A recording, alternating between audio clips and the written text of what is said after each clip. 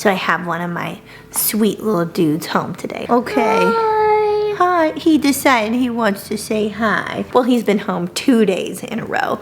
Fever, achy body, throwing up.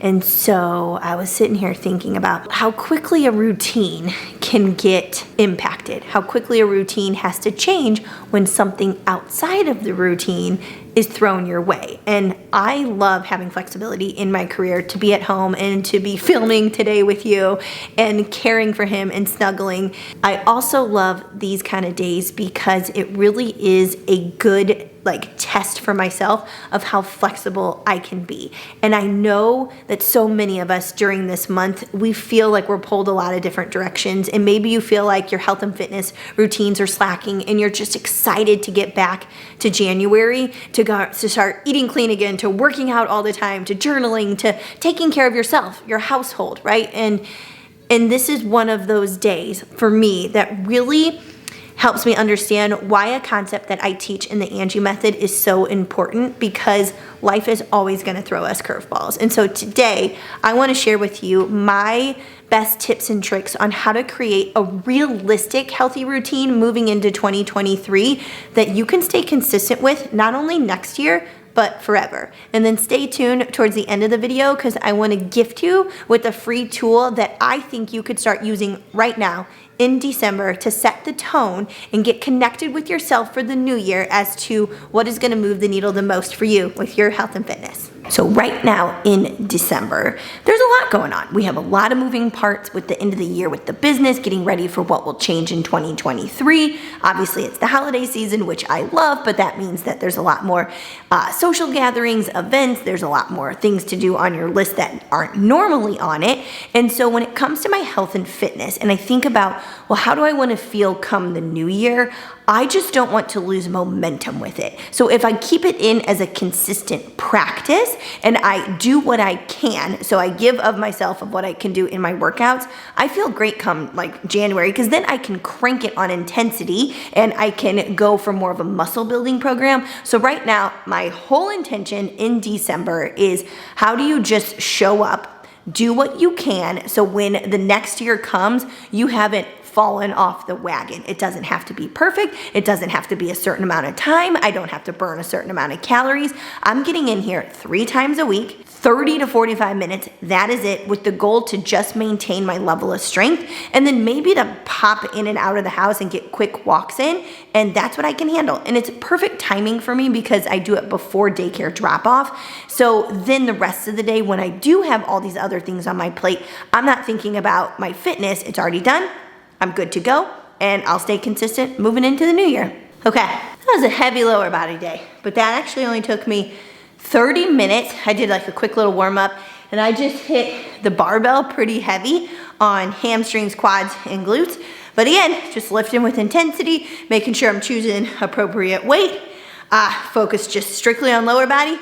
Got in, got out, and I already saw a head pop through the door looking for mommy. So on to the next thing, but feel good. That was the 3rd workout of the week. That's all I'm looking for. If I get anything extra, again, it'll just be walking. So I said today I wanted to chat about the healthy New Year routine, because I feel like at about this part of the month, middle of December, some of us might start to feel a little bit sluggish. Maybe we're starting to feel a little bit in our body, possibly frustrated by a lack of time, and then it all kind of culminates with feeling complete burnout from the different stressors of what is a magical season, but can be a lot, especially if you are Mrs. Claus. You start thinking ahead and you're like, okay, January's coming. I'm gonna get back to my health and fitness routine, and I'm gonna be meal prepping. I'm gonna eat all clean. I'm gonna work out 7 days a week. I'm gonna join the local boot camp or the HIIT class. I'm gonna journal every single morning. I'm gonna be in bed by 9 p.m. You start making some pretty big expectations of yourself. So that puts a pretty high standard that you're gonna need to meet in the new year to follow this health and fitness routine. And then you realize, wow, I said I'm gonna do all of that. And then your expectations are so high, you get overwhelmed by it because it's a lot more things you're adding to your plate, especially if you're not doing anything right now in terms of those action items, and it paralyzes you. And you're like, wow, Like that seems like a lot and this isn't the right time and I can't execute on that perfectly. So I might as well not do it at all until there's a better time. And then you keep waiting for the better time, right? We saw this at the gym all the time. People are like, oh, January is the best time for you guys, I bet, when it comes to the gym. We're like, not really. People make these huge expectations. They think they're gonna get there 7 days a week, and then they realize life is still happening, and so then they push it off to maybe the next month because things are gonna slow down in February, or until the next Monday when there's not as many kid activities, or you know what, I just gotta get through that deadline at work. And so they keep pushing it because the way they expected it to go down in their head isn't really gonna execute like that in real life, and so they just push off their results. Push them off or never get started at all. And what happens with this is now you're losing momentum or traction towards getting results. You start to feel frustrated by your lack of willpower, let's say, because you're like, I made the plan. You're like, why can't I just stick to it? Like, why don't I have all the discipline and willpower like all those other women that I see are healthy and fit? And I would say worst of all, what happens is we start to cultivate this all or nothing mentality, this I have to do it perfectly the way that I designed it and said that I would do it. And then that mentality starts to carry over to other areas of our life. And we know that's probably not the best thing. And since you've already proven to yourself you can't do it perfectly, that's when we just start to believe, well, I might as well not do it at all. And then what I have seen happen, because this happened to me firsthand, with that mentality, then I started to lose belief that I could excel or get results in other areas of life. Like I saw it start to sabotage me in my career. This happened to us at the gym. We had a lot of expectations for ourselves and we realized none of it was happening in the way that we thought. It wasn't happening perfectly. And so we would self-sabotage and we would stop doing things that were moving the needle, but we couldn't see that because it didn't seem like it fit up to the standard that we had set for ourselves. And so when this happens, we make this big healthy routine for the new year and we make it big. Like I've seen people do it over and over again. I'm like, hey, like what if we pull back a little bit, right? How do we take this problem of perfection or this problem of making our expectations too big and becoming overwhelmed and paralyzed by them that we do nothing at all? Like what can we do about that? And in the Angie method, we have this concept and we call it like the all or nothing mentality. And I take people through this like anti-diet course because a lot of the beliefs that I need to break around what it takes to be healthy and fit does come with nutrition. And in this all or nothing mentality, a lot of it is I have to meal prep in a certain way, or I have to eat all clean, or I can't socialize if I want to look like you do. And I'm like, well, actually, I don't eat all clean and I do socialize a lot and I eat an abundance amount of calories, but we have this belief and that belief keeps us stuck because we think it has to be all those things or nothing at all. So we teach you to be in the gray. We teach you how to be flexible. We teach you how to look at the big picture of what's going on in a year and what capacity you could give in any given season of that year, which will allow you to quickly adjust, pivot, and move your health and fitness routine to stick to a consistent execution, but to also be able to give of what you can in that season. And so if we can get rid of that thought virus, I get really like strong about this, like get rid of the all or nothing mentality. Like we wouldn't do it as a parent, right? We wouldn't go all in with these with these expectations of what it's like to be a parent because we know parenting switches so fast. Kids' likes and preferences with food change, their little emotions change, their activities change. And so as a mom, we quickly learned how to pivot and move to stay consistent with the execution of keeping your home running and keeping your children happy and healthy. Our health and fitness should be the same. It should never be all or nothing. It should just be like, hey, what's gonna move the needle the most for me? And then I'm gonna dial in on those things until they're autopilot behaviors, and then I'm gonna level up and add on something else.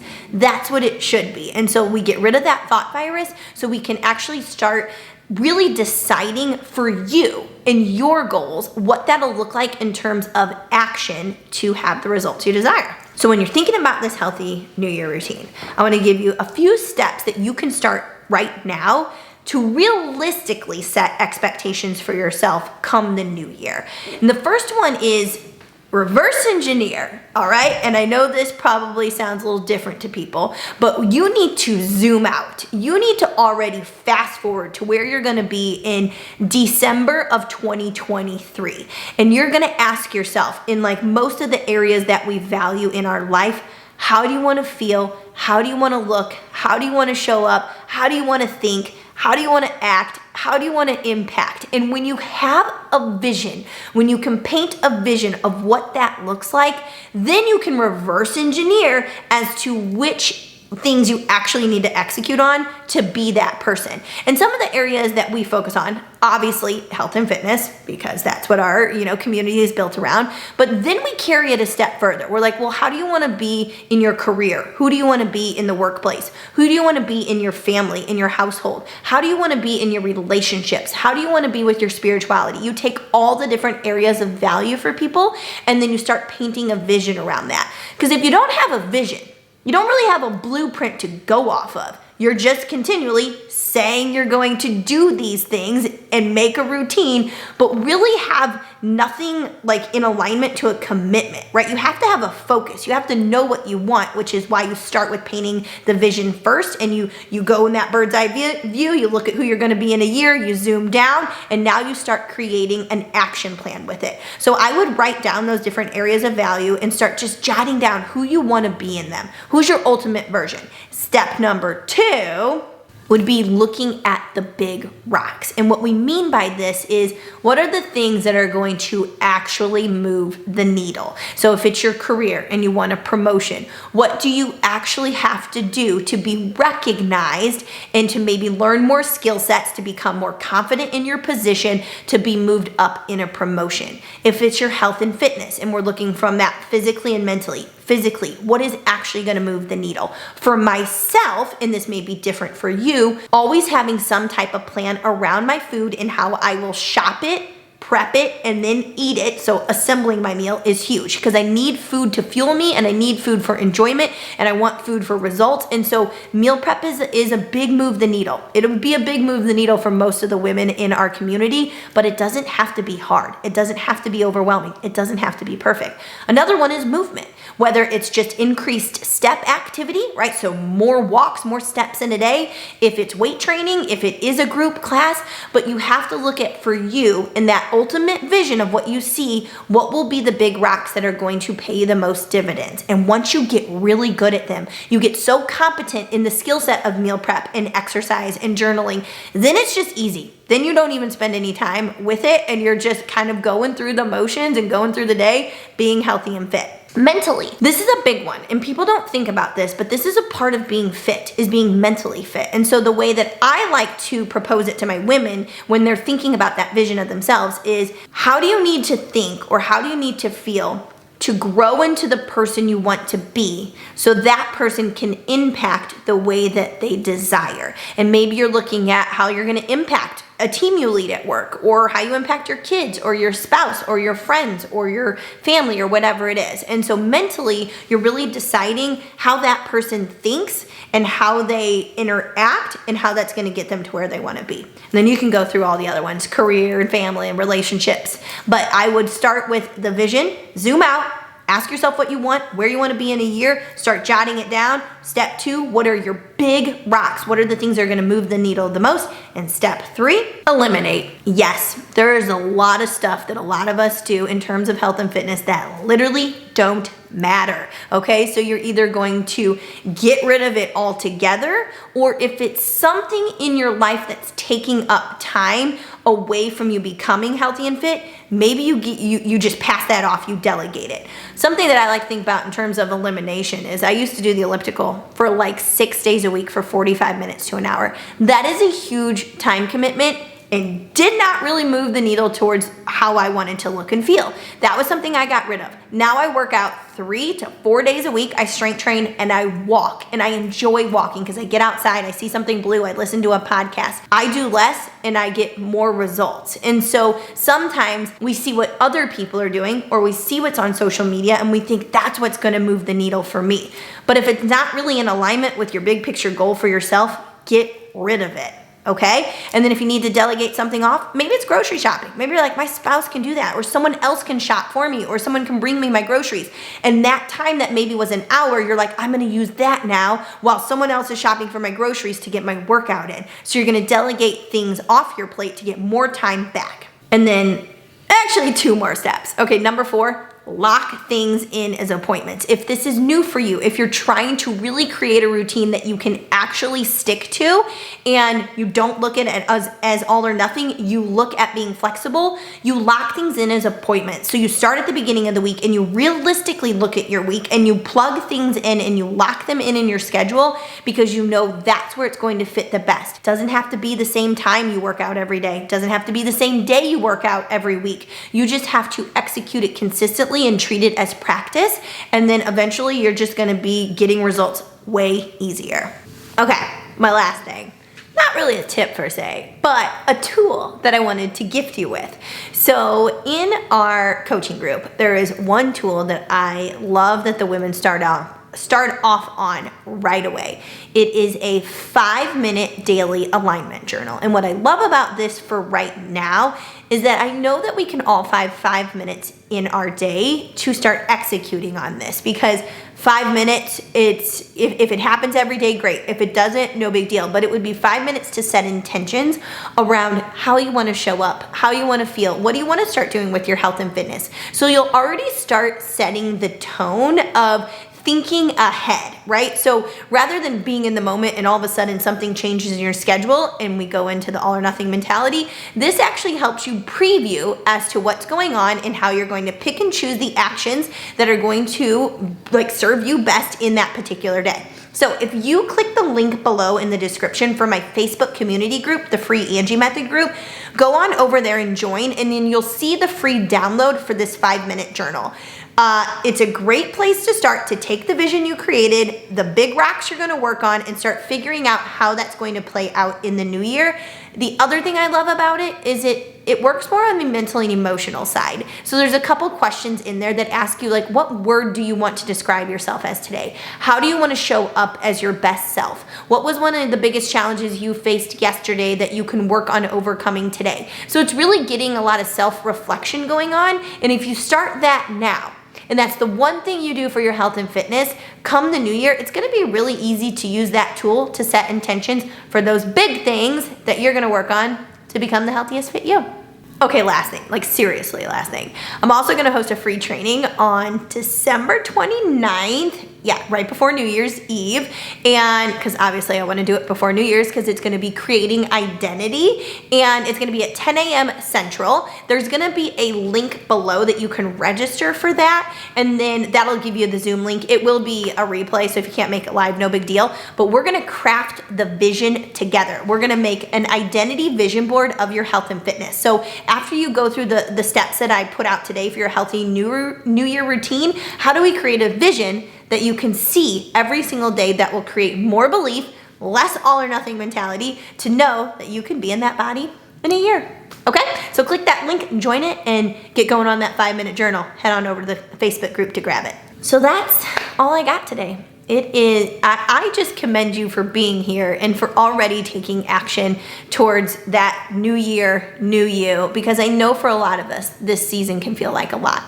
But what I also know is every season can feel like a lot. And the fact that you are ready to take action and start making plans to become the best you, it's pretty awesome. So, way to go. Okay, well, I hope you enjoyed today's episode. Drop me a comment below if you have any questions on how to work on your vision for the new year. Give me a thumbs up if you like that episode, and don't forget to hit that red subscribe button if you haven't done it yet so you get notifications for future episodes. Happy holidays!